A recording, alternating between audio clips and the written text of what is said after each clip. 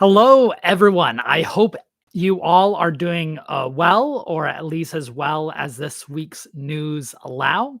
My name is Dr. Benjamin Park. I'm a scholar of American religious history. I'm the author or editor of 5 books, including most recently American Zion, A New History of Mormonism. And I just realized I'm missing uh, my light fixture. So just a second. Here we go.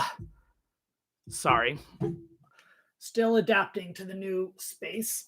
There we go. Much better.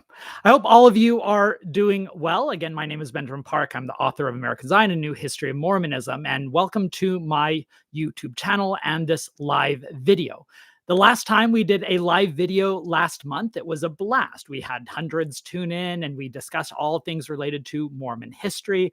And I have to say, I'm really enjoying this community that we are developing here on this channel of debating back and forth. There's lots of people in the comments of the videos asking a variety of questions and sharing perspectives, some a bit more trollish than others, some defending the Latter-day Saint tradition, some condemning it. And so sometimes the boundaries of polite discourse isn't always followed, which I regret, but there's often so many great comments from people.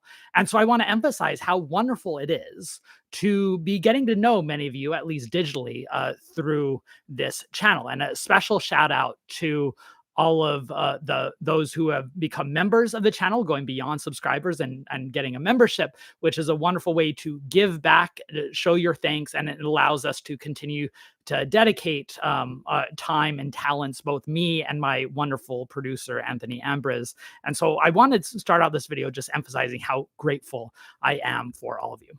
A few other things I want to emphasize from the start.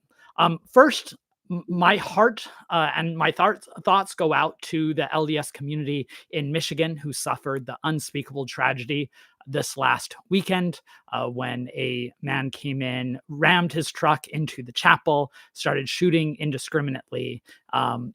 I can't imagine the loss. And because the Mormon world is so small with so many connections, I, like I'm sure many others, know people who were at least involved, or know people who are involved or related. And that tragedy has been on my mind a lot this week. So I want to mention that. I also want to mention the other big news of the week, which is, of course, Russell M. Nelson, the 17th prophet and president for the LDS faith, passing away this last Saturday at the age of 101. He was the oldest man ever to hold that position. The anecdote that I frequently share is that his birth was closer to the organization of the church than it was to the present, just to collapse a bit of historical distance. If you've missed it, make sure to go back to the video I posted on my YouTube channel on Monday, talking about Russell M. Nelson and his potential legacies, where he fits into the broader context, and maybe what future historians might think when they look back on Nelson and his reforms and his changes and the challenges. I think it's fair to say, even though it's going to take a while to add appropriate historical context and get a better sense, I think it's fair to say that he'll be understood as a consequential president. That a lot of the structural changes he introduced are going to have long-term reactions, and that a lot of the tensions that he wrestled with were also quite revealing for understanding modern Mormonism. So I think that is important as well. And we're also looking forward to Dallin H. Oaks now elevating to the presidency of the church, which will likely happen at some point over the next few days, although the timing of Russell Nelson's death makes the timeline a bit more difficult. This is the first time since 1951 that an LDS prophet died so close to General Conference. There's typically a timeline they follow, that you hold the funeral for the deceased president, then following the funeral, which allows the faith to properly mourn and respect the lost president. Only then do they reconstitute the first presidency, appointing the new prophet, who is always the senior member of the quorum of the 12 apostles, who then chooses 2 counselors, and then they appoint however many new apostles are necessary to fill out the quorum. there's not enough time to have that funeral before General Conference this weekend, which makes me wonder if this is going to be the first General Conference since the 1880s in which the entire thing is not presided over by a prophet, but rather over by the a senior member of a president of the quorum of the 12 apostles. Now, one way they might get around that is this morning they held a tribute in honor of Russell M. Nelson, and maybe that's what's going to be what will allow them to move forward and reconstitute the first presidency. But I honestly don't know. Nelson is, as with his judicial background, someone who likes to strictly follow precedent. So I would not be surprised if they actually hold off until next week before they officially reconstitute the first presidency. He's not someone I think that likes to be rushed. So look forward on Friday. I have a video going up on Dallin H. Oaks. It's not a strictly biographical video, but it's an approach that I hope might be useful for people because it uses some important texts and moments from Oaks's pre-president career to maybe think about how those themes are going to shape his presidency. And notably, because it's part of my So You Want to Know More About X series, a video series that I do every Friday, I provide background reading and reading assignments for all of you who are missing your days as an undergraduate student. I'm providing reading assignments for you. In other words, I'm providing you the text and the videos if you want to get up to speed on some of the central tensions in Dallin H. Oaks's apostolic career. So look forward to that on Friday. That video will be ready. The purpose of this live video is to cap off my 2-month-long series on Mormonism and U.S. politics. The series included 7 videos that trace all the way from Joseph Smith to the present. Please start getting your questions in the chat, although I had a number of people give questions in advance, so I have some questions to get to. But the purpose of this video is to respond to questions, thoughts, reactions you might have had on that series or on Mormonism and politics writ large. The series began by talking about Joseph Smith and his quixotic run for the presidency in 1844, by which I show that Joseph Smith does not perfectly fit into our typical categories for politics, including the party politics of the 1840s. Yet his presidential run reflected some of the central tensions of broader American culture and the political world. I talk about his views on the federal government, that he wanted to strengthen the government's arm in order to protect marginalized groups. I talked about his detestation for party politics and divisions. I talked about his views on race and slavery. And then, of course, the great irony that when he was killed, he becomes the first man killed in American history while running for the US presidency. Now, of course, he did not have a chance to really do a dent in the national politics, but it is a fascinating case study on many of these central questions. The second video dug into once the Mormons made it out to territorial Utah, they became enmeshed in the broader national debate over what's called popular sovereignty. That was the crucial issue. The 1850s was a time in which America was wrestling with how to govern all these Western territories, which seemed to operate differently with a different sort of people. There was more territory in these unorganized Western territories than there was land in the established states, to give you a sense of how broad this question of expansion and colonization was. And one dominant party during the 1850s, the Democrats, led by Stephen A. Douglas, Mormonism's old friend in Illinois, argued for popular sovereignty, meaning that these people out in the West, they had the right to determine what their future should be. But that question gets difficult as soon as the Mormons and Utah come up, because now, are we going to trust the Mormons to rule over themselves? And the general answer was no. So I discussed the tumultuous decade of the 1850s and how Mormons fit into this broader question, of course, resulting in the formation of the Republican Party in the mid-1850s, who were devoted to destroying what they called the twin relics of barbarism, slavery and polygamy. That showed how Mormons became a target of the federal government. And then, of course, that politics of polygamy lived on. My third video in the series talked about debates over polygamy and women's suffrage in the 1870s, framed around the fascinating moment in which Mormon women became some of the most foremost agitators for the right to vote. In fact, Utah passes a gender-neutral suffrage law that women then voted on, making Utah women the first women in American history to vote on a gender-neutral suffrage law. It's a fascinating tale, but it also ties into these broader questions of citizenship. Who gets to be considered belonging into this new nation? And just as women were fighting for their rights to vote, the federal government is trying to restrict the Mormons, in their minds, right to practice polygamy. And I talked about those intertwining stories that bring about the climactic finish, and of course, in the 1880s and the end of polygamy. Then I move on to the fourth video, in which I talked about the origins of the Mormon and GOP alliance. Now, remember, the Republican Party was founded in part to destroy slavery and polygamy, meaning Mormons were some of the primary targets of the Republican Party. And the Republican Party continued to try to govern the Mormons and prosecute polygamists throughout the 1860s, 70s, and 80s.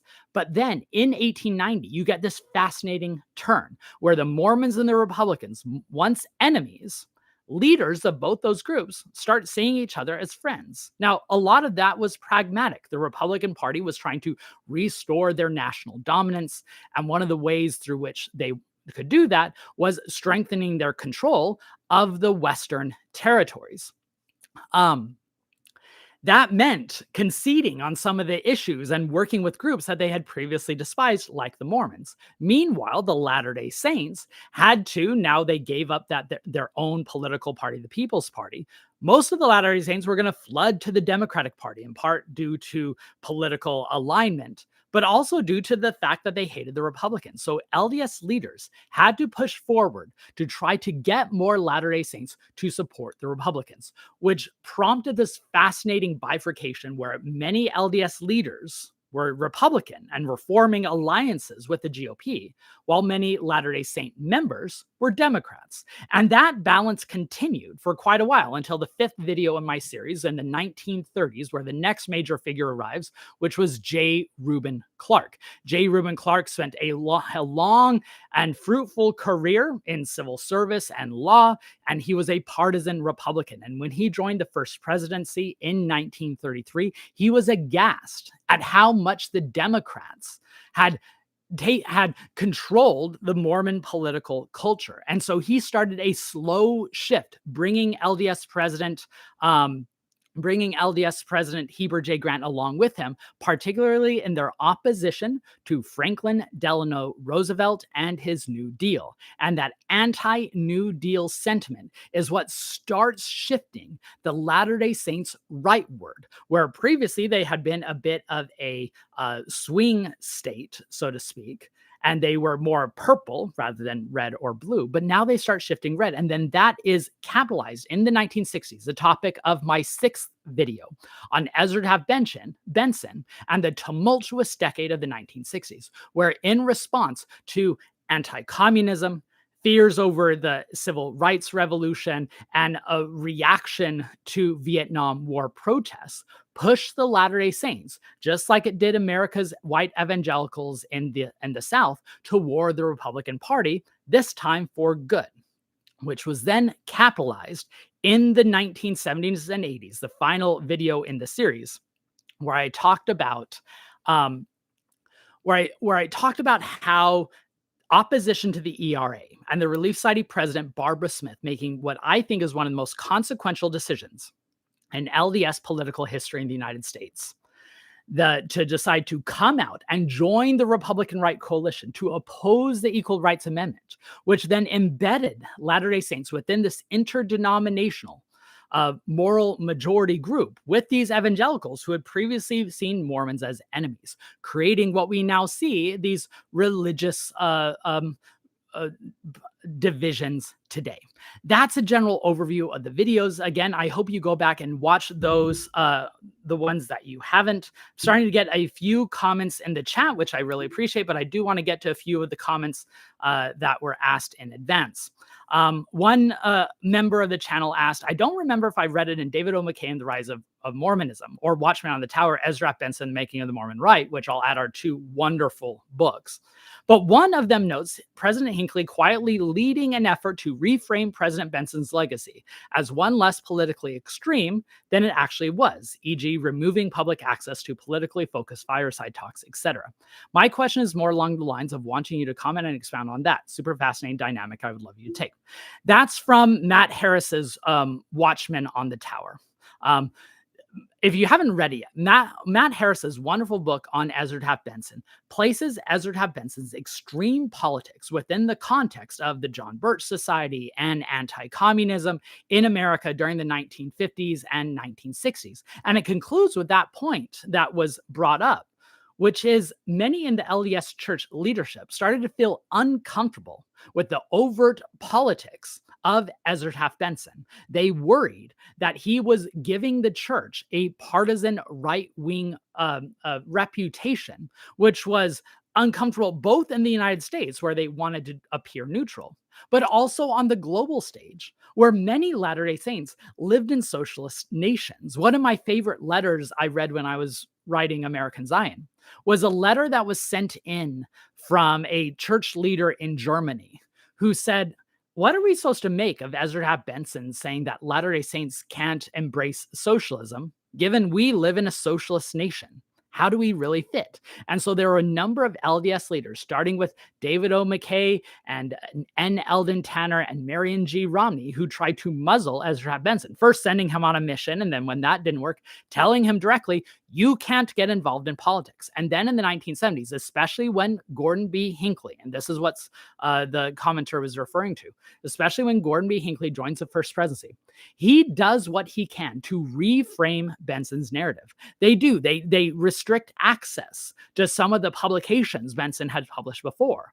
And they make sure that they review what he's saying in public and making sure that he's not going out and giving his political diatribes. So really, and what I really appreciated Matt Harris's book was there had been this conception that Ezra Taft Benson himself had mellowed out as he got older, when in reality, it's now clear that it was the church leaders who forced him to mellow out in his later years. And I think that's an important dynamic that the book says. Okay. Another question that came in advance was the church's campaign against polygamy ever perceived as a religious freedom or civil rights issue?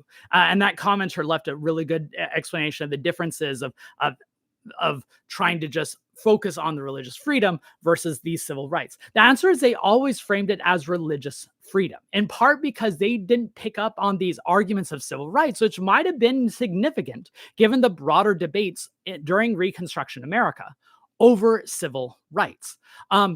I think that's an important nuance in the story, that if Latter-day Saints had framed around civil rights, that might also mean that we have a legacy within the Latter-day Saint tradition of fighting for those same civil rights today. Unfortunately, it didn't happen that way. And instead, Latter-day Saints frame it as religious freedom. And we still see that political argument today of framing around the Latter-day Saints will always speak out in favor of religious freedom rather than civil rights. So the answer to the question is it was always about religious freedom. And the unfortunate consequence is it's since then always been about religious freedom. One final comment, and then I'll get to the few comments that have been made today. At what point did Latter-day Saints decide to get back into the political game? In other words, once the boot was off their neck with polygamy, did the church become less politically engaged for a time, or were they already past the point of no return, becoming more and more involved from then on out? The church tried to play the American game throughout much of the 20th century, not really getting involved. Especially in the mid-20th century, there was this honeymoon period where the Latter-day Saints were thought fondly of in the broader nation. In the post-World War II period, what scholars call tri-faith America, where you have Protestants, Catholics, and Jews, seeing all of them together as part of this broader belonging of American religious citizenship. That type of broad umbrella allowed Latter-day Saints to also participate, but as long as they participate correctly, which is being nonpartisan. That then starts changing in the late 1960s and early 1970s as part of the rising religious right coalition. And what I think really unlocks that is now framing things as a moral issue rather than a partisan issue or a political issue. So even now, church leaders will say, genuinely from their perspective, we are politically neutral. We don't speak out on partisan issues. Instead, we just focus on what we define as moral issues. And that taxonomy, that category allows them to speak out. So I think you see that move in the 1970s and the 1980s. And that's what allows the church to really get much more involved than they had been in the decades leading up to that. And there's some stuff that goes on in the early 20th century that maybe I'll address at the point. All right, so a few questions. Seeing a miniature, it's actually Boba Fett chips. These are my wife and kids Star Wars and Star Trek figurines on the shelves behind us. How did local politics in Illinois change during after the Mormon exodus west? We hear how rough politics culminated in Mormon spiritual expulsion, but I wonder how that shift changed the locality. That's a great question. The most fascinating thing, and I'm going to zero in here on Hancock County, Illinois. That's the county where Joseph Smith's Nauvoo existed. And remember, that's where the Latter-day Saints and their neighbors nearly came to war with one another. And I think Richard Bushman framed it perfectly in his book, Joseph Smith, Rough Stone Rolling, when he said that when you dig into the lives of all those people involved, including in the anti-Mormon mob who stormed Carthage jail and believed that their only recourse to justice was to lynch Joseph Smith outside of the legal systems, nearly all of those people went on to normal lives afterwards. In other words, and perhaps this gets to your question, the Nauvoo experiment did not radicalize them to violence later on.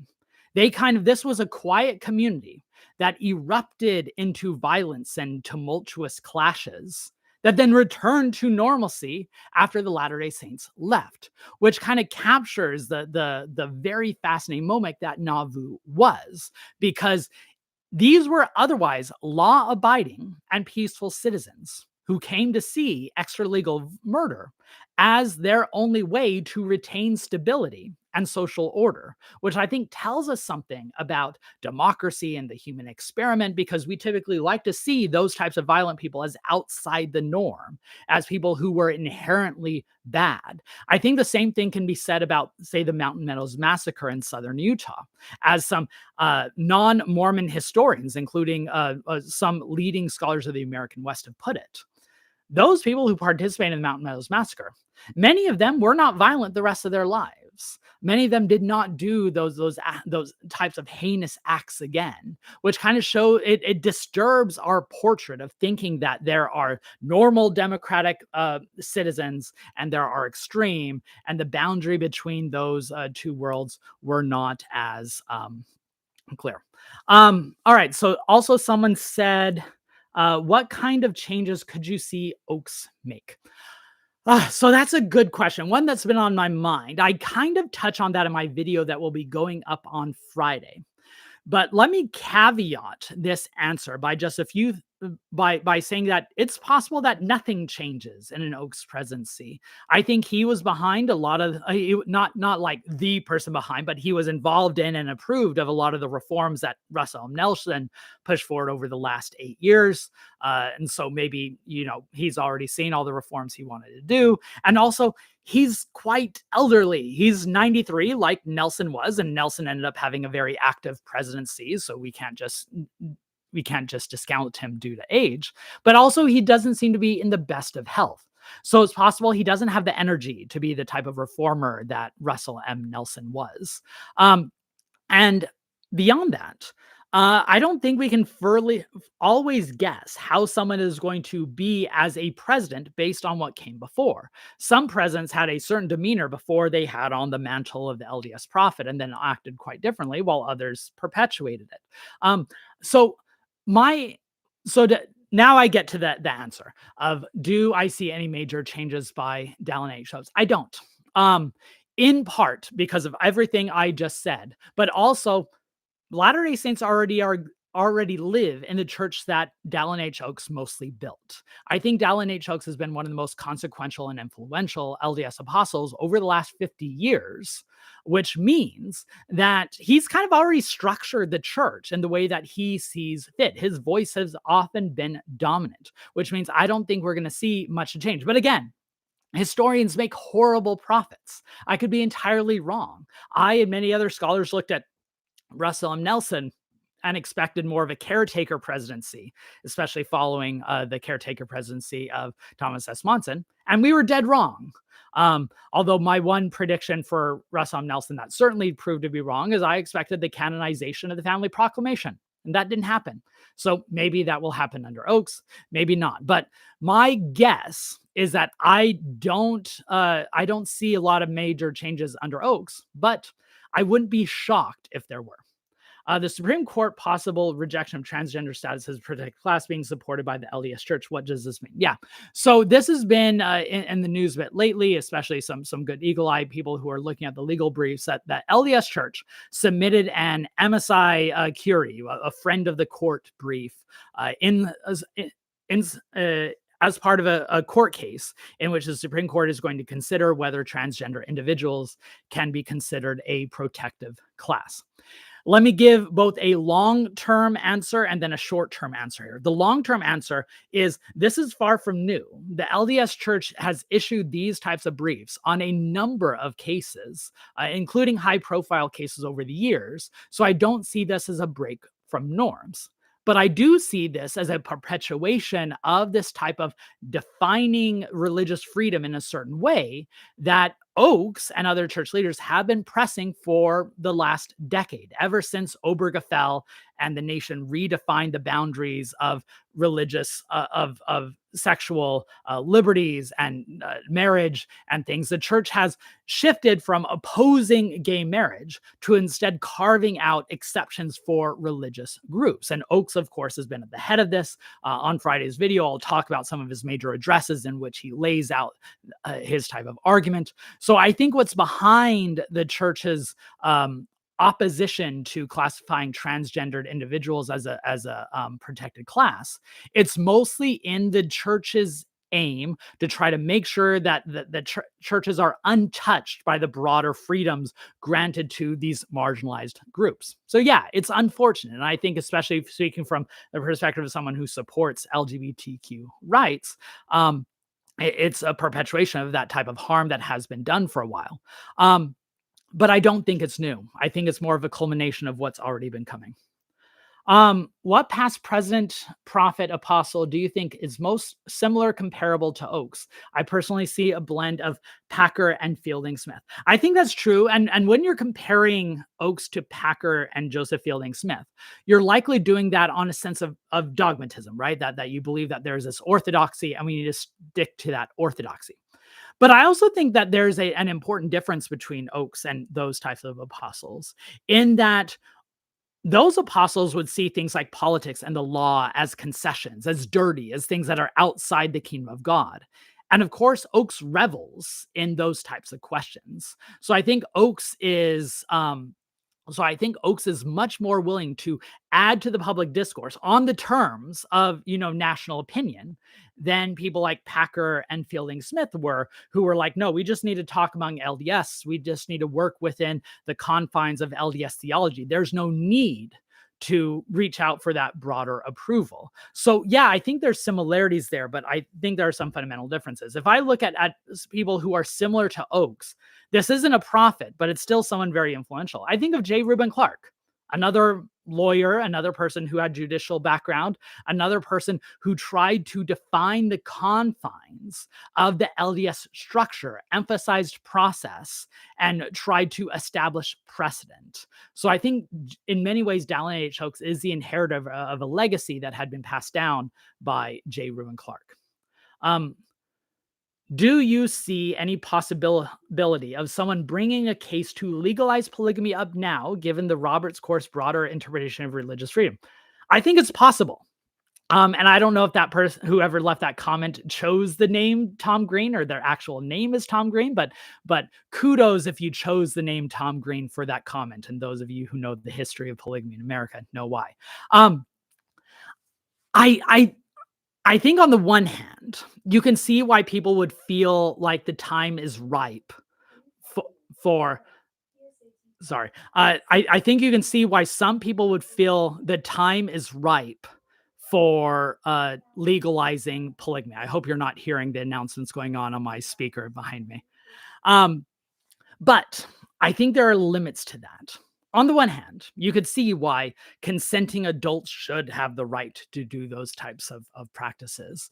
On the other, I think the Supreme Court is still tied to a sense of traditional morality in which they see polygamy as odious. So I think the more likely step, and what we've seen in Utah, it's your real name. Thank you, Tom Green. It's just then ironic that your name is tied to a modern polygamist in the Mormon tradition.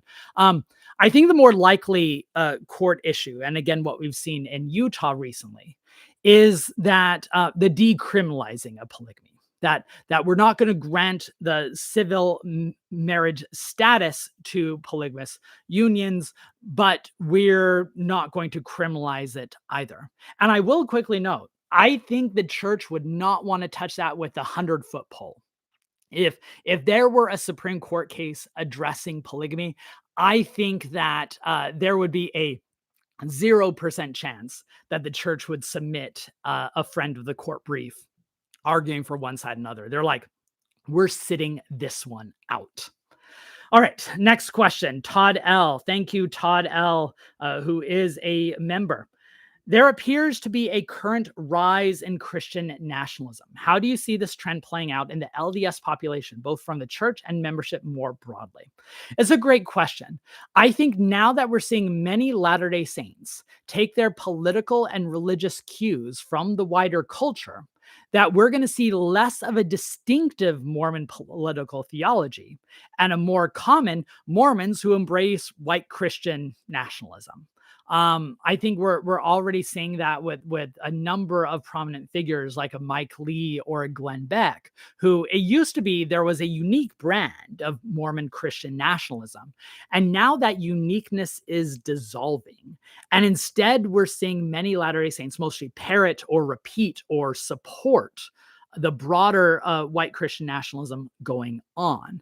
And I do think that this worries some people, and notably, to get to a theme that we've returned to quite a bit today, I think Dallin H. Oaks has expressed a lot of concern about this type of politics. If you read his orations in the last 5 years, he doesn't seem very happy with this type of populist of revolt that does not care for precedent and moderation. And again, this is going to be a theme of my video on Friday, where I talk about the tumultuous 1960s shaped Dallin H. Oaks in fundamental ways that both had him hating progressivism and liberalism and seeing that as a threat, but also worried about populism and these zealots who might be infringing upon the political and legal spheres. So I think you might see some leaders, at least tepidly, because they recognize, especially after the COVID crisis, they recognize there's a limit to how much they can say to Latter-day Saints when they are taken up by right-wing talking points.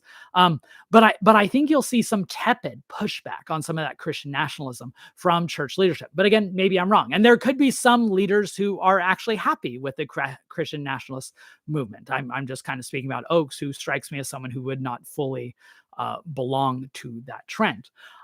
Connected to that question, I think it's important to note, especially in the wake of the tragedy of the last week, but also the broader discourse. Many Latter-day Saints are being reminded that those who push Christian nationalism are not always going to be anxious to see Latter-day Saints as fellow colleagues, that there still remains this kind of undercurrent of distrust toward Latter-day Saints and whether they actually fit into that vision of Christian nationalism. That's still to be determined. I think even there was the most recent Pew Foundation polling last year, which showed that Latter-day Saints thought the most highly of their other religions and other denominations that were polled. But other denominations still did not think that highly of Latter-day Saints. And so this uneasy, quixotic relationship between Latter-day Saints and evangelicals that comprise much of the religious right discourse.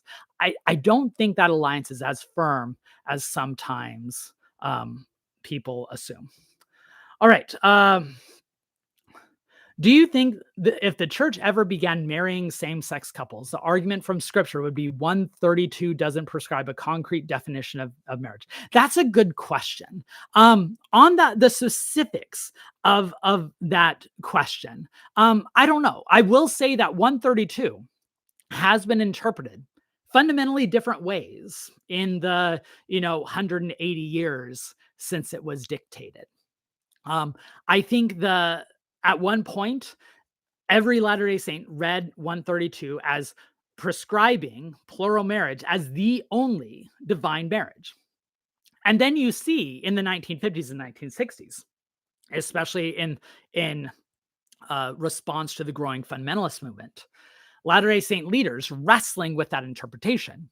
And you actually have in David O. McKay's diaries, his thinking through DNC 132 and possible interpretive differences. And he even poses in his diaries, can we read 132 to actually be about monogamy as well?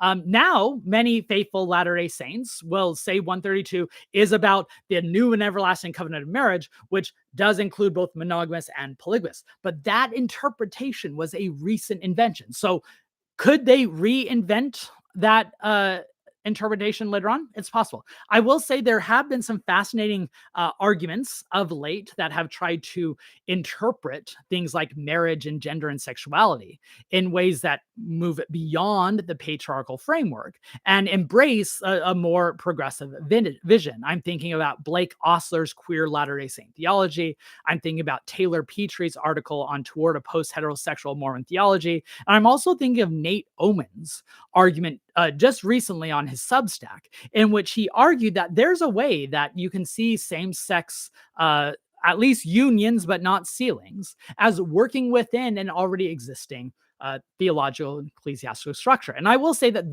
that type of argument that you see from Nate Oman is probably going to be more at least enticing to church leaders than, much more radical theological interventions.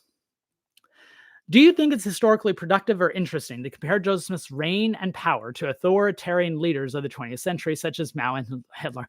I'm too much of a historian who does not like cross-century comparisons. So I'm not the best person because I'm inclined to always be uncomfortable with those types of interpretations. But I do think it's fair, and I do think it's important that people do more to wrestle with some of Joseph Smith's hierarchical and one might say authoritarian trends. I remember writing my book, Kingdom of Nauvoo, The Rise and Fall of Religious Empire on the American Frontier. Get yours today at a local bookstore. When I was researching that book and I was reading both Joseph Smith's words and digging into his actions, I was surprised by how much he was willing to adopt a much more authoritarian perspective, try to negotiate the law around personal interests rather than civic duty. And it was a bit of a reckoning for me because I wrote it in the late 20-teens. And so there were these broader discussions going on in America that, of course, I couldn't help but think about in the context of my own research. So no, I don't think, to me, it's not historically productive to compare Joseph Smith's reign to authoritarian leaders in the 20th century. But I do think it's very productive, necessary, and I would say quite crucial to do more to reckon with Joseph Smith's authoritarian hierarchical language and actions. From the Mormon faithful perspective, what would you recommend for someone progressive, very liberal, who wants equal dignity from church members and is definitely not finding it currently? First of all, my heart goes out to you. It's a hard situation. I think that's a situation that many people can wrestle with. If I were to give one piece of advice, or I'm a historian, right? So I'm gonna look at some examples in the past. Eugene England is one of the most phenomenal thinkers in the modern LDS tradition. He was a liberal literature professor, an academic, a quasi-theologian. He taught at BYU before he was being forced out due to his politics in the 1990s. And he wrote an essay that I think is quasi scripture for progressive Latter-day Saints, and it's titled "Why the Church is as True as the Gospel," in which he responds to the common claim that many people have heard, that while the individuals of the church are flawed, right? While the church is made up of fallible people, the doctrine of the church is true. And England says that. I don't find that distinction. I don't find that persuasive, because England argues that it's my struggling with these people with whom I disagree with.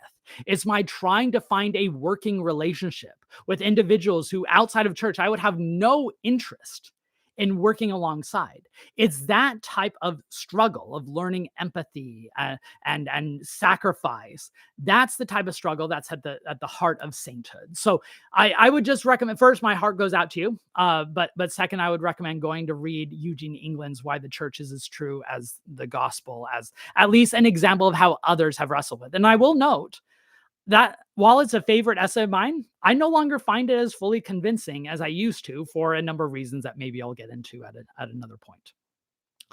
Do you have insight into the behind the scenes aspects of the institution of the ban of baptism for the children of gay parents and the rescinding of that policy a few years later? Doctrinal implications. It's a great question. So for those of you who may not be aware, on November 5th, 2015, I remember the day it happened because I remember exactly where I was when the news broke. The LDS Church, news got out that the LDS Church had introduced a new policy in which children of same-sex parents would not, well, first, that anyone who enters a same-sex marriage would be defined as in apostasy and would require a disciplinary hearing. This is in the wake of Obergefell decision that legalized gay marriage across the nation earlier that year in 2015. So it was the question of what does the church do now that gay marriage is legal nationwide? Well, one, we're going to make it so anyone in a gay marriage is classified as apostate and could have their membership revoked. But second, going further, any children of a gay marriage would, and where their primary residence is a parent who is in a gay marriage, that those children cannot have access to baptism, cannot be confirmed, cannot hold the priesthood, and can not serve mission at 18 until they fully renounce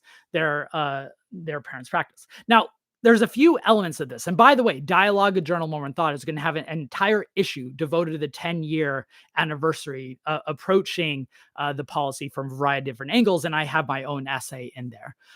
Let's talk about the background to the policy first. Like most policies, we don't have a lot of the behind the scenes stories, at least until the church maybe releases the records of those. I'm told David O. McKay has voluminous diaries. Dallin H. Oaks. I'm told Dallin H. Oaks has voluminous diaries. So maybe we'll get some insight from him. But there is some evidence, and Greg Prince, who wrote Gay Rights and the Mormon Church, published by University of Utah Press, which is a phenomenal book that kind of tells the institutional history. He seems to have enough sources to say that Russell M. Nelson was the primary person behind it, that he presented it to the First Presidency, at the time a very infirm First Presidency with Thomas S. Monson. And then it ends up surprising a lot of the other church leaders when it eventually gets ratified. Now, that's all internal dynamics that we may never have the full information of. What is clear is it was a very scattered and unpolished rollout. The church the church PR had no idea this was coming, so they were scrambling for a response when, lots of media and members were reaching out with it. There was a hastily composed interview with D. Todd Christofferson, I believe it was, and the church PR director that night. And it was very clear that they weren't prepared for the storm. I mean, there were massive resignations, there were protests.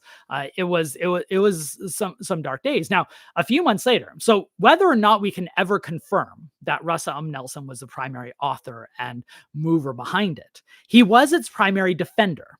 And in January, so that a few months later, he gave an address to BYU Hawaii, I believe it was, in which he called the policy revelation. He used the word revelation, saying that this was the product of revelation given to church leaders, and he defended it in multiple other instances. And then its rescission, a few years later, when Nelson was the president, I think is noteworthy. First of all, when they announced the rescission, Nelson and church leaders no longer referred to it as a revelation, and instead, as Jana Reese remarked on a Radio West interview today, um, the word policy is used 10 times in when they rescinded it, kind of emphasizing that no, it's not revelation, it's policy. So if you're looking for doctrinal lessons and implications, it shows the boundaries between policy and revelation and doctrine is always much more permeable, and it's not as clear, and it changes with time. That's why I always laugh when people get into debates over what's doctrine and what's policy. Well, from a historian perspective, there's no difference. They're always changing. They're always connected to individuals and tied to a particular context. The last point I will say, and I didn't expect to go off on a tangent on the November 2015 policies. Actually, I have two more things to say. First is to understand the LGBTQ policy from November 2015, you have to recognize that it was a policy that was borrowed from how the LDS Church was managing fundamentalist Mormons. The same restrictions placed on the families of LGBTQ families, the same restriction placed on families of LGBTQ couples were the same restrictions that have been and are still in place for fundamentalist Mormons. So it seems like there's a copying of that practice. This is actually the topic of my dialogue, a Journal of Mormon Thought essay on the November 2015 policies. So you'll get a full history of those policies and the connections in a bit. And one final point, and then I'll move on. I think it's important when telling these stories of the 2015 policy to capture the voices and the lives and the bodies who were harmed by this. And I'll give three shout outs to books that capture this. Carrie Prey edited, and Jen Smith edited a collection on queer Mormon voices that included a number of people telling their stories as queer Latter-day Saints of their reactions to the horror of hearing that news. And then also Nathan Kitchen, who wrote, I'm forgetting, The Bows of Happiness. Nathan Kitchen wrote a wonderful memoir for By Common Consent Press, which I really strongly recommend. And he talks about his role as in a leadership capacity of affirmation, an LGBTQ Mormon organization, of how they had to deal with the fallout, of how there were, say, lots of couples who got divorced because one came out as gay, and now the couples were wanting to revisit their divorce agreements because they want to make sure the kids had the primary settlement with the non-gay spouse so that they would have access to baptism, and all these lived realities and consequences that often get papered over when we just, talk about this in a theoretical mindset. So I recommend reading Queer Voices on the policy and what it means and the outcome. Why are you opposed to plural marriage when you are open to free sexuality between LGBTQ community or single adults? I do not support any of the two. Well, first of all, I haven't come out on what I believe at all. I'm talking about the broader historical context. What I will say is that distinction that comment brings up is what a lot of people are now saying, right? That consenting adults should be able to enter into arrangements as they will, and that the government has no point.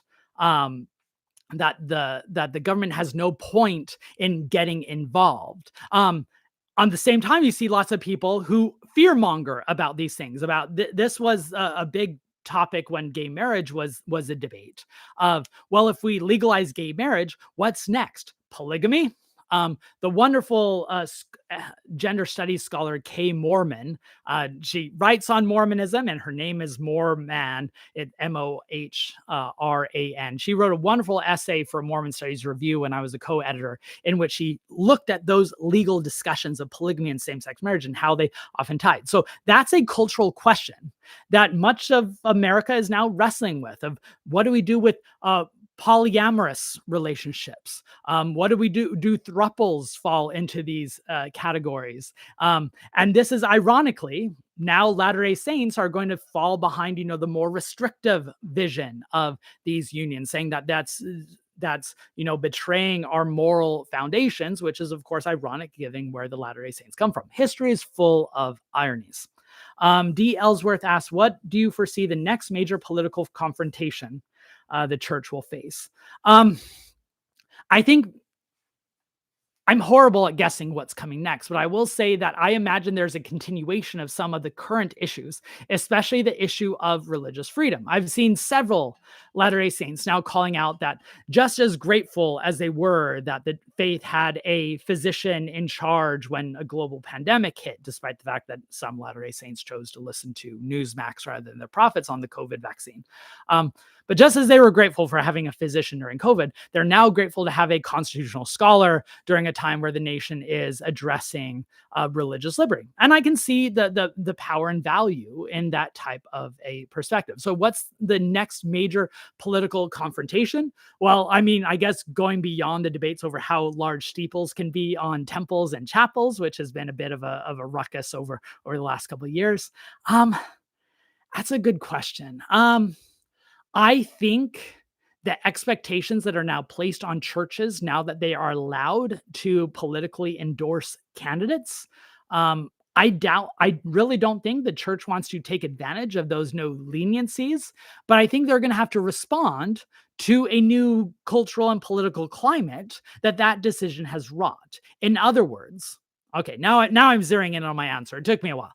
I think the next political confrontation is going to be in an increasingly partisan, divided nation in which so many people, and I'm just talking about the United States because I'm only a historian of the United States. I can't speak to the global context. And of course, a majority of Latter-day Saints are outside the United States, all those caveats aside. But in the United States, as the nation becomes much more embroiled in partisan divisions, how is the Latter-day Saint Church going to try to remain neutral? I think trying to find that balance as not a direct political confrontation, but finding that balance of remaining moderate in an increasingly partisan world, that's a difficult tightrope.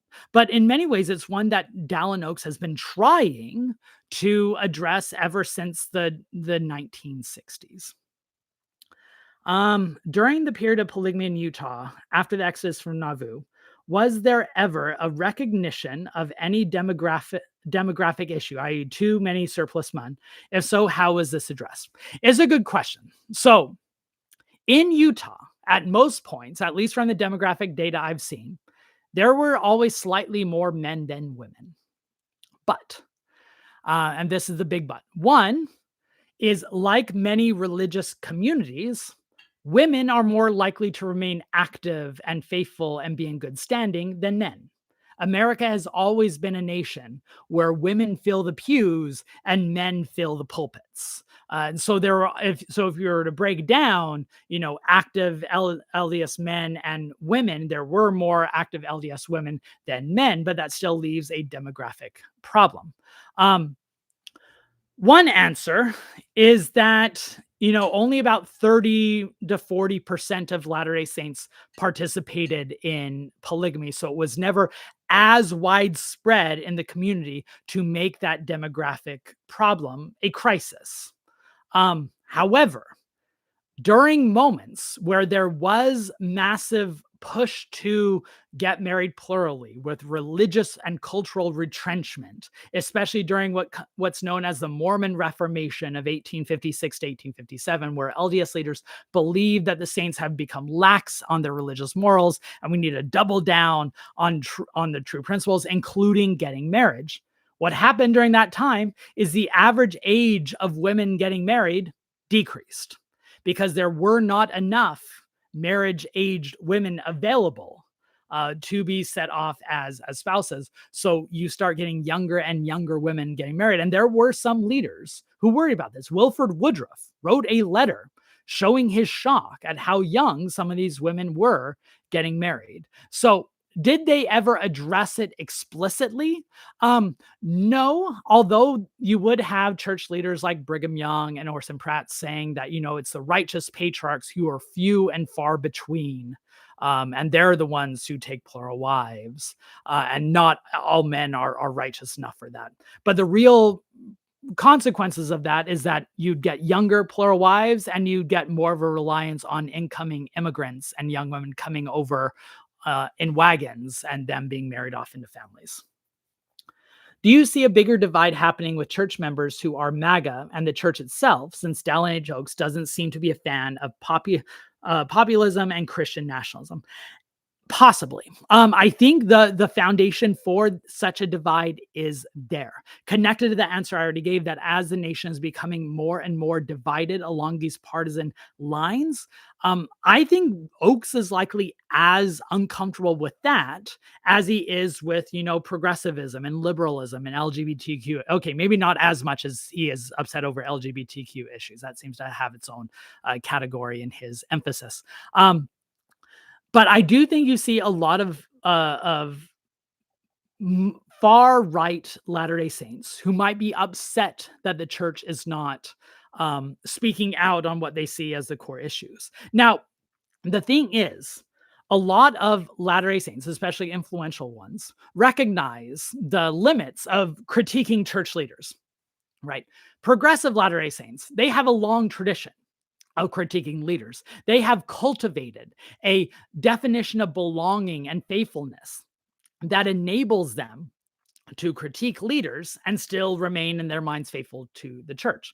Conservatives don't have that type of flexibility. And so critiquing church leaders is usually a last step. But you will see some prominent church members kind of getting around that and critiquing things like BYU. In other words, you can't critique church leaders in Salt Lake City, but you can critique BYU in Provo as their way to, and one way, try to push the Latter-day Saint community in one direction without risking challenging the church as an institution and the broader leaders. So I think that's one thing. I do also think it's noteworthy that there have been a handful of prominent far-right Latter-day Saints who have felt comfortable enough to denounce church leaders, whether that be Glenn Beck, not Glenn Beck, sorry, bad example. Whether that be Tim Ballard, who of course was excommunicated, so it's a bit different. But then also the filmmaker who did the Oath movie a couple of years ago, who felt comfortable enough to speak out against the church on various issues. So I think they're kind of testing the boundaries, and maybe we'll see more outspoken denunciations, because as of right now, you'll see right-wing MAGA Mormons critique what parts of the Mormon institution they can, notably BYU, but they haven't gone after that third rail of critiquing church leaders yet. How will the church respond if NATO and Russia go to war, or if USA conducts military operations in Venezuela? Where there are members of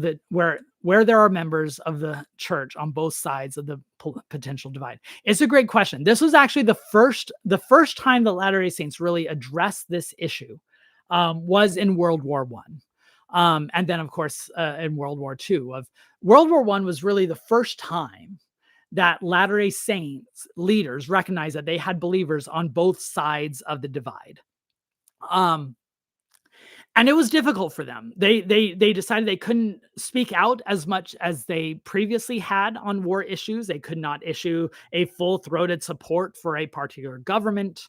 And so it kind of left this lasting legacy. So what would they do if a new war broke out now? I imagine that they would emphasize that we mourn the conflict and we wish for peace without giving specifics. And that's probably the right move for an LDS institution, both because they want to maintain good relations in the countries in order to protect their, saints. I mean, we're now seeing records of at various different wars in the globe that if the Latter-day Saints is seen too pro-American, that the saints of that church in these various countries that are at war with America, they would be punished by the government for not being sufficiently loyal. So the church speaking out on, say, Russia or Venezuela, would be putting Latter-day Saints in those countries at risk, which means they will be more likely to bemoan war and carnage, but also just sue for peace in general without taking a direct side, which is probably all you can expect from an international denomination, unless there were, clear signs that they could speak to of tyranny on one side or the other. When writing your books, Kingdom of Nauvoo and American Zion, what previously held assumptions or beliefs were changed? Yeah, that's a good question. I'll start with American Zion.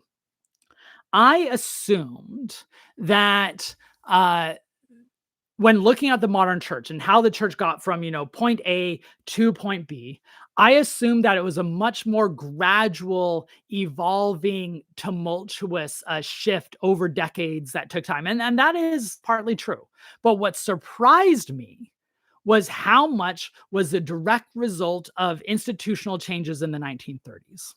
In other words, what surprised me the most in writing American Zion was how much the 1930s, and J. Reuben Clark in particular, shaped modern Mormonism. That was a perspective that I had not fully considered before, in part because I was not as well versed in 20th century history as I was in 19th century history. But I was truly shocked by, like, you can read these memos that J. Reuben Clark writes in the summer of 1933, and you're like, hey, I see the modern church there. Hey, I see all these different structures that Latter-day Saints now take for granted. So in other words, I was surprised at singular moments where in the 1930s that really shaped the modern church. And one more example of what surprised me, I'll talk about Kingdom of Nauvoo. One thing that disrupted my assumption was that there was a political sphere that was largely involved men, and that there was a domestic sphere that largely revolved around women. And what surprised me in digging into the sources was there was no boundary between those two spheres. Women were involved in politics, and men were involved in social and moral reform. And so it reaffirmed to me these artificial boundaries that scholars and saints and critics often place on, men go one way and women go the other in how we structure our history, and that you cannot have a convincing, persuasive, and accurate historical narrative without integrating both men and women's voices into those broader stories. Great question. All right, from Todd. From a historian's perspective, what do you make of the church's accumulation of multi-hundred billion dollar rainy day funds? Yeah, this is a question that often crops up. I'll summarize an argument that I made for the Wall Street Journal a couple of years ago on this issue. As easy it is for us today to take for granted this massive, wealthy foundation for the LDS Church, that's mostly a recent phenomenon. As recent as the 1960s, the church was nearly cash broke. There was a moment in David O. McKay's diaries around 1965, I forget the exact year, where people who manage the funds of the church go in and talk to McKay and say, we are nearly broke. We've been doing this massive building program. We've been, doing new structures and chapels across the nation. We're now a much more international church. And the leadership believed that they were going to continually grow in money and security, this post-World War II boom of optimism, but it didn't last. And they did not really know what to do with it. So David O. McKay realized that they had to change, or at least he was told they had to change. And they placed N. Eldon Tanner, a very successful businessman, into the first presidency, and they put him in charge of the books, of the money. And one of the things that he decides is we can no longer spend as we take in. We can no longer, take the money and spend it as soon as we have it, like they had been doing. Nor should we always be as transparent as we are, because it's just, he argues, is not a good look. It doesn't match modern day business practices, a point that many will now take issue with. But he then took that money and says, we need to start saving for a rainy day fund, and we are going to hire experts to manage that fund. And so they, hire investment brokers in Wall Street to develop that Ensign Peak Foundation and the various investments. And they start just continually putting money into that fund, starting the late 1960s, 1970s. And then in the 1980s, 1990s, and the early 2000s, due to the economic policies of the Reagan era and neoliberalism, where you saw Wall Street go gangbusters, I think just that perpetual wealth creation creates a huge accumulation of wealth. And honestly, I don't think church leaders knew what to do with it. I think their conception is we're just going to keep putting the money out there. We're not going to look at it. And by the time it became massive, I think they were unequipped and unaware with how to manage it. And it wasn't until, in the last decade that they started calling people into church leadership positions who had a lot of background in managing massive wealth portfolios. So in other words, I don't think that they planned on having this huge of a nest egg. I think it happened and they were kind of caught flat-footed trying to decide what are we going to do with it. I think two things with their envision of how they might manage that fund. One is they're looking 50 years down the road. And they're thinking 50 years down the road when a majority of the church are going to be in the Southern Hemisphere, South America, and Africa. And the church is going to be spending far more money than they will be taking in through tithing. They want to be able to run all their operations through reserves. And I think that's a goal that's a goal that they are genuinely hoping to get to. And second, I think Nelson has concluded in recent years that the best thing to do with that massive wealth is build temples. It seems like he's taking a stance. In fact, when I was talking to the Wall Street Journal reporter, he says that he saw a shift as he worked on the story over a number of years. That at first, the main message coming out of Salt Lake City was rainy day fund, rainy day fund, rainy day fund. And then starting around 2021, 2022, it was all about temples, temples, temples. Now, Nelson would argue that massive wealth was an example of God providing them the resources to finally have the temple building plans they had long had. Maybe a critical, skeptical perspective would be that they're looking for a way now to justify that massive hoarding of wealth. Either way, I think you see that the wealth came mostly as a surprise to them, and they're now seeking for both a justification and a use for it. Will Beards ever be allowed in church leadership again at BYU so he can be more like Christ? A great question. In fact, Salt Lake Tribune has a wonderful story on the beard ban as part of their general conference theme this week. By the way, all of you need to go to the Salt Lake Tribune and read their wonderful general conference coverage this week, because they always line up all these fascinating essays. I included one in their bit, and it's usually, a great way to kind of reflect on where Mormon culture is. And then all of that has been drowned out by the news this week, right? The tragedy out of Michigan, and then the presidential transition. And so go read those stories, because they're going to get neglected given all this focus. And one of those stories you should go read is a wonderful story on the beard ban and how it has evolved over the years. And I will just note, given it's appropriate that Dallin H. Oaks is now going to become the LDS president, one of his first addresses when he became the BYU president, he addressed the beard ban, and he said, the beard ban is not doctrine, it's practical. We do it now because the beards are associated with a typical cultural segment that we don't want to affiliate with. There may come a time when that there is no longer that cultural stigma along with the beard, and at that point, we will allow beards on campus again. I think we've reached a time where beards are not seen as just hippie work anymore. For the first time in a number of decades, we have a sitting vice president who has a beard. It can be seen as a business, proper business. And if the LDS church likes to follow anything, it's business grooming standards. And so I think BYU students need to start a agitation. They need to say, we should prove Dallin H. Oaks is a prophet and vindicate his 1971 prophecy that beards will once again be allowed at BYU. All right.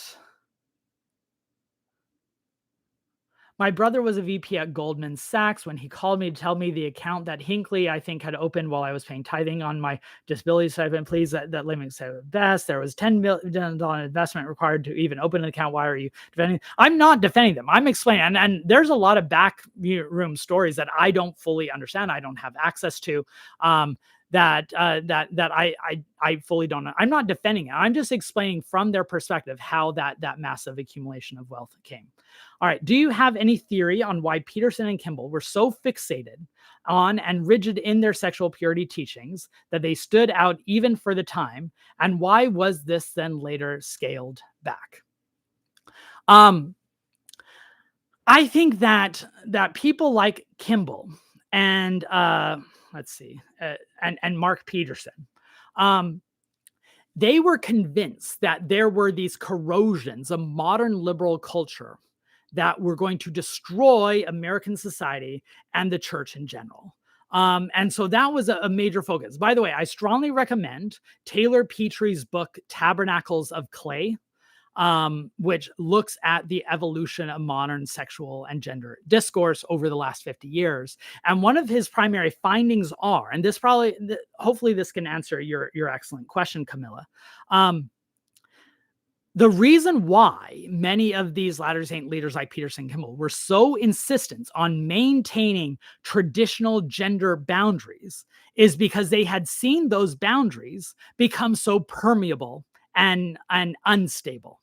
In other words, the only reason why you have to emphasize these points is because you feel that they are at risk. And so I think if they were, eternal and impermeable, then they wouldn't need this defense. So I think they came of an age, and this is the argument that Taylor Petry offers. They came of an age where they truly believed that the gender boundaries were about to break down. And so we need to reaffirm those boundaries in order to avoid falling into this pit of disrepute. And by the way, Dallin Oaks was also along those same boundaries. On when he was president of BYU, he oversaw an institute that was dedicated to researching and defending the traditional patriarchal gender norms, which included the gay electric shock therapy, which I'll talk about a bit in my video on Friday. And he wrote in 1984 this important memo that shaped LDS gender and legal discourse for the following decades, in which he said that we are one generation from wiping out our civilization if we allow gay marriage to flourish. So I think they saw it as an existential crisis that in our modern sensibilities, we have a hard time relating to. If Dallin H. Oaks' first order of business spears it back, would that be a major vibe check? We'll call it Oaks Summer or Brat Oaks Summer. If BYU wins another national championship, will Sataki speak at General Conference like Lavelle Edwards did in 1984 after they won the national championship? If Utah won, Kyle Whittingham. I love that question. I love the convergence of sports and culture here. I think the answer is no. I think that the church now has a much more institutionalized process of who gets to speak at General Conference.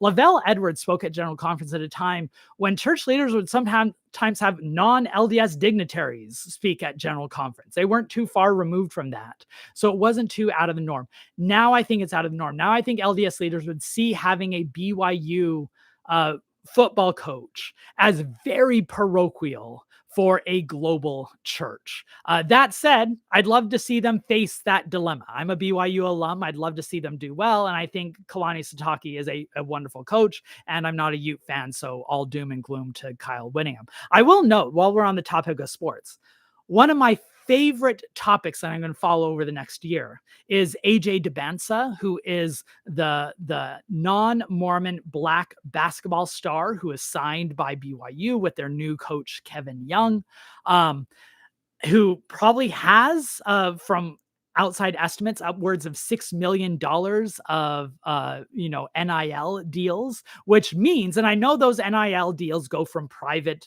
groups and not from BYU itself, but I just love the fact that the highest paid employee for the LDS Church this next year is going to be a Black non-Mormon basketball player. And that just, talks about the broader culture of college athletics right now, which is fascinating. And by the way, keep your eye out. There's a book coming out in a few months that talks about BYU basketball and the road to AJ Debonsa, which is phenomenal. I read a manuscript over the summer. I can't give too many details now, but keep your eyes peeled. It is going to hit the world by storm. Do you think there will be an increase in church discipline once Oaks becomes president?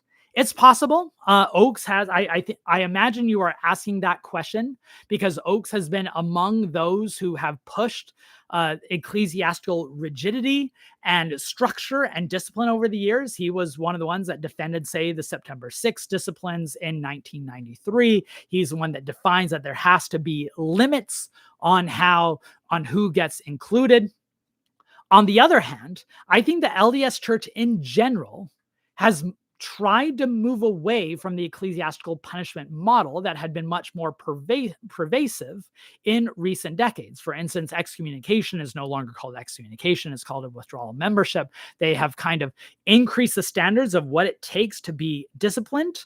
At the same time, Oaks has been someone who has been outspoken on calling out church members who criticize the leadership. His most famous statement, and when I get into my video on Friday, which is he's the one that said that criticizing the leaders is wrong, even when the criticism is correct.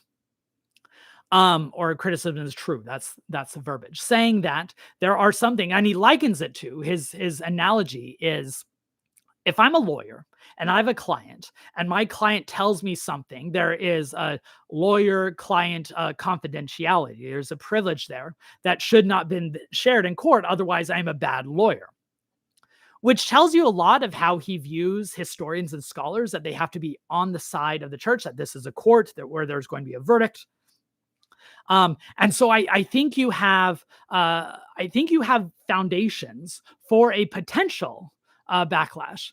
But my hesitation in saying that this is going to happen is that the church in general has moved away from that. And I think Nelson would have been on board for the type of crackdown that Dallin H. Oaks might have been. So the fact that it hasn't happened in the last few years, I think we're not going to see a change going forward. I just want to point out that Lavelle Edwards is a USU alumni. It takes Nagy to make BYU function right. Sure, if that's what you need to tell yourself to cheer for the Aggies, go ahead. Do you have any recommendations for a book on Hinckley that doesn't just delve into the way he wanted to be seen in the role as a PR prophet? I imagine, Camilla, the book you're referencing there is the Sherry Dew book. I think Go Forward with Faith. I might be misremembering. But yeah, it was a very hagiographic biography. Is there a more accurate biography? There's not a more accurate biography. There's not an accurate biography of Gordon B. Hinckley in general, unfortunately. I wish there was, in part because once you get to these modern LDS leaders, we don't have the records that would be necessary for us to write those histories, which is unfortunate. I think we can piece around some of the important stories concerning Gordon B. Hinckley with other works. Perhaps the book I would recommend is The Mormon Image in the American Mind by J.B. Hawes, which is a history of Mormon and American PR relations between George Romney and Mitt Romney. And of course, that was Gordon B. Hinckley's primary agenda for many years, was the church's PR. So if you want to see his actual actions, I recommend J.B. Hawes's The Mormon Image in the American Mind. If you want to know like how he managed gay marriage cases, which was another key part of his presidency, I strongly recommend Greg Prince's Gay Rights and the Mormon Church, which goes into detail about the various legal initiatives that the church gets involved in. And yeah, I think those will at least be a starting pack to understand Gordon B. Hinckley. All right, another question, and we're going to wrap up in the next few minutes. What are the upcoming church document publications be released a la JSP, and what documents would you ask for next as a historian? Well, the one I'm really excited about, and they just provided more public details last week, is they are finally publishing the William Clayton Diaries. This has been long in the works. That's the one document I really wanted for my Kingdom Nauvoo book that I was denied access to. Um, and they're finally publishing, and it's going to be published by Yale University Press. They didn't give a timeline, but I'm friends with the people involved, and I would hope, though I won't promise on their behalf, I would hope that it would come out late next year. Other projects they're involved in, now that the JSP is over, there's kind of been this diaspora of workers going on these different projects. There's a number of projects that I'm really excited about. They are ongoing with the discourses of Eliza R. Snow, which is really, really great. The Emmeline B. Wells Diaries is also really exciting. There's a group that's working on the sermons of John Taylor. And I think John Taylor's presidency and tenure is just an overlooked thing. And so I'm excited to see what they produce with that. I'm also just in general excited about all the primary sources that they're putting out online. Just a couple of weeks ago, they released all the diaries of John Widtsoe, who was a very influential LDS apostle and intellectual and academic. And I think that's great. They have this new policy that 70 years after a church leader's death, they will release those records. And so I think that's great. Let's see, other church document publications. I think those are at least the ones that I know are on the radar that I've spoken to. But I think the William Clayton Diaries are going to be great. Will saying Mormon church be okay again? Will Oaks lean more into the Christendom branding? Would a leader ever wear a crucifix? Yeah, so I've spoken, and I actually have a video that I'm going to do soon talking about the decline of Moroni and the rise of the cross in the LDS tradition to kind of capture this assimilation process that the church is involved in. I don't want to give too much inside details because I don't have inside details. I just hear from people who, hear inside details. It seems like Dallin H. Oaks loves the Mormon name, that he is very frequently using Mormon in private settings. And if anything, he does not have as much animosity to it as Russell M. Nelson did. But that said, I don't know if he has any interest in overturning the institutional preference that Russell Nelson has so successfully integrated into the LDS tradition. I don't know. So I hope so. I, as the current president of the Mormon History Association, I would like that name not to be seen as a divisive term to many. Will we ever see a leader wear a crucifix? I don't think so, but I do think it's possible that we will see more Latter-day Saints wearing crosses.